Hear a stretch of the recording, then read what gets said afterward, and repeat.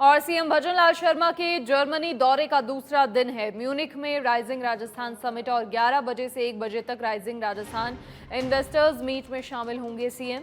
शाम 6:30 बजे से 8 बजे तक राइजिंग राजस्थान टूरिज्म मीट में शामिल होंगे और कल फ्लेक्स बस का दौरा करेंगे मुख्यमंत्री भजनलाल शर्मा।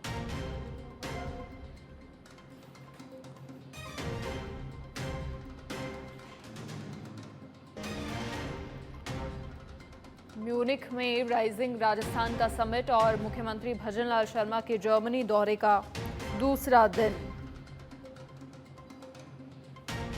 11 बजे से 1 बजे तक राइजिंग राजस्थान इन्वेस्टर्स मीट में शामिल होंगे सीएम और शाम 6:30 बजे से 8 बजे तक राइजिंग राजस्थान टूरिज्म मीट में शामिल होंगे। कल फ्लेक्स बस का दौरा करेंगे मुख्यमंत्री भजनलाल शर्मा।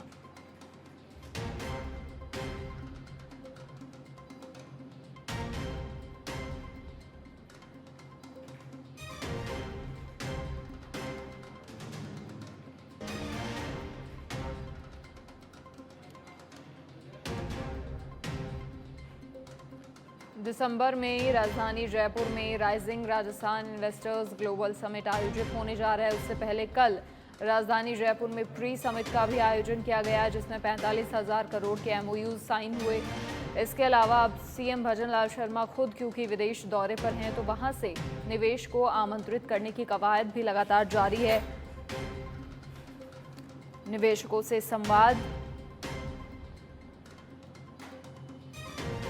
और वहां पर जो राजस्थानी हैं उनसे भी कहीं ना कहीं उन्हें ये अवगत करवाया जा रहा है कि राजस्थान में क्योंकि अपार संभावनाएं हैं, तो अपने प्रदेश के लिए आगे आएं। अधिक जानकारी के लिए हमारे पॉलिटिकल एडिटर लाल सिंह फौजदार फोन लाइन पर जुड़ गए हैं। लाल सिंह, क्या कुछ पूरी जानकारी? देखिए, लगातार खुद मुख्यमंत्री विदेशों का दौरा कर रहे हैं और राइजिंग राजस्थान को सफल बनाने को लेकर खुद लगातार एक्टिव हैं। देखिए, आपने देखा होगा मुख्यमंत्री का पूरा फोकस है राजस्थान को विकसित राजस्थान कैसे बनाया जाए। इस दिशा में वो हर संभव प्रयास कर रहे हैं और पहला जो प्रयास उन्होंने किया है वो किया है कि अधिक से अधिक रोजगार कैसे राजस्थान में सृजन किया जा सके और रोजगार के साथ साथ ही इंफ्रास्ट्रक्चर कैसे बढ़ाया जाए, कैसे उद्योग धंधे स्थापित किए जाए ताकि राजस्थान अपने विकसित राजस्थान के सपने को साकार कर सके। इसी कड़ी में आपने देखा होगा उससे पहले भी दक्षिण कोरिया और जापान का दौरा कर चुके हैं। साथ ही हिंदुस्तान के कई बड़े शहरों में भी समिट को लेकर रोड शो हो रहे हैं। मुंबई में हो चुका है, दिल्ली में हो चुका है और हैदराबाद में प्रस्तावित है। आज दूसरा दिन है उनका जर्मनी दौरे का।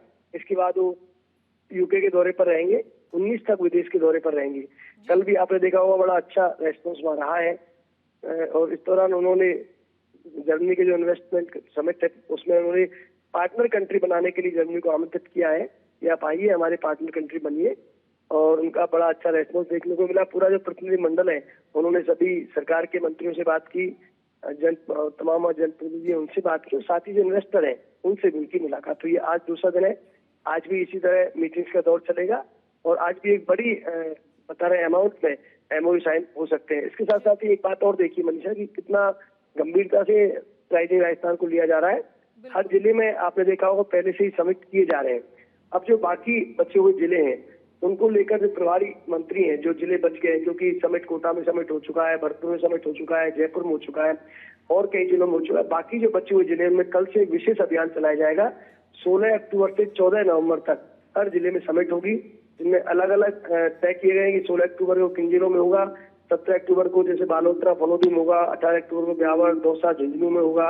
इस तरह अलग अलग तिथि पर अलग अलग जिले तय किए गए हैं, निर्धारित किए गए हैं। वहाँ प्रभारी मंत्रियों को जिम्मेदारी दी गई कि हर जिले में समिट कीजिए, क्योंकि मुख्यमंत्री भजनलाल शर्मा एक बात कहते हैं कि बड़े अमाउंट का तो है ही अच्छी बात, लेकिन एक छोटा जो निवेशक होते हैं वो भी अगर राजधानी राजस्थान में आते हैं, अपने उद्योग स्थापित करते हैं, तो एक छोटा निवेशक भी 50-100 लोगों को रोजगार देने की स्थिति में आते हैं।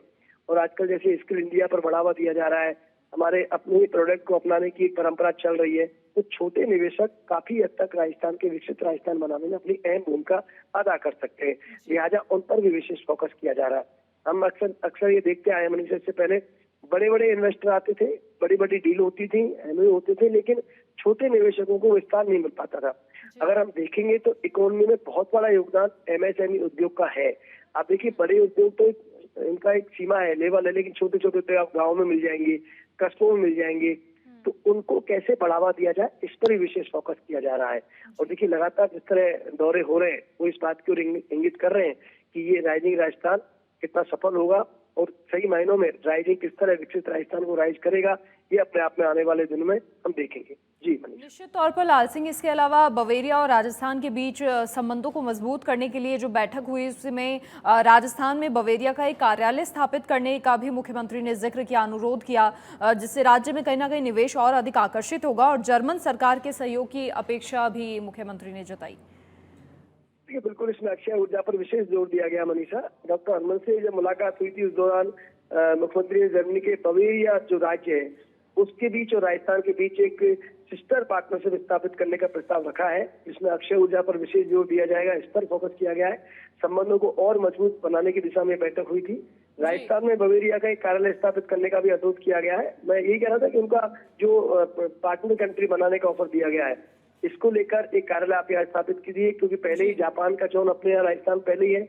अब उन्होंने ये दक्षिण कोरिया को भी ऑफर दिया था, अब जो बवेरिया है उनको ये ऑफर दिया गया है कि आप आइए राजस्थान में कार्यालय स्थापित करिए और पार्टनर कंट्री बनिए। जी चलिए लाल सिंह, बहुत शुक्रिया आपका तमाम जानकारी साझा करने के लिए। तो जर्मनी में मुख्यमंत्री निवेशकों से संवाद और निश्चित तौर पर ये भरोसा कि राजस्थान में अपार संभावनाएं हैं और इसीलिए बवेरिया का एक कार्यालय स्थापित करने का भी अनुरोध किया, जर्मनी के सहयोग की अपेक्षा।